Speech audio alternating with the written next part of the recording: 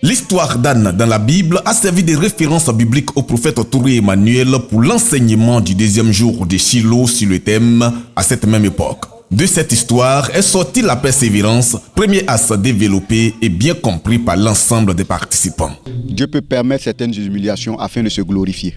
Anne a été rendue stérile par la main de l'Éternel afin de se glorifier. Arrivé à un moment donné de notre vie, nous devons décider de crier à l'Éternel. Anne a persévéré, ça m'a touché parce que Anne ne s'est pas découragée. Donc je vois que le découragement n'est pas bien pour un chrétien.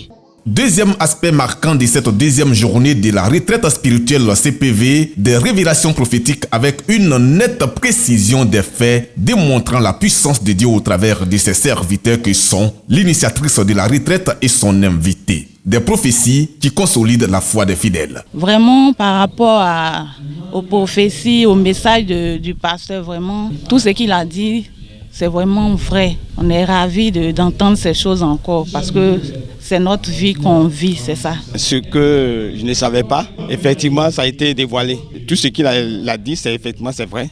C'est très bien que cela sorte ici. Là, ça me permet de prendre conscience.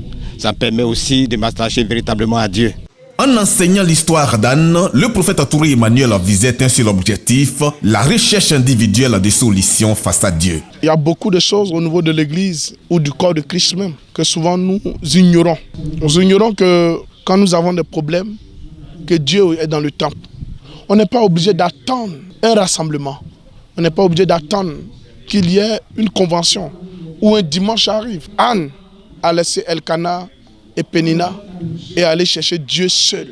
Pour le couple fondateur de la chapelle des pierres vivantes, les résultats de ce deuxième jour de Shiloh 2022 attestent la réussite de leur première initiative. Des résultats qui encouragent à poursuivre Shiloh dans les années à venir. Et déjà pour quelque chose qui est à sa première édition et qui voit un grand monde et qui voit aussi Dieu se glorifier au milieu de son peuple, c'est une impression de satisfaction dans un premier temps. C'est un grand homme de Dieu. Vraiment, Dieu l'a utilisé pour bénir le peuple. Et je souhaiterais que Shiloh continue et que dans l'avenir, les gens même viennent d'autres nations pour venir célébrer l'Éternel, ici comme Anne et son mari.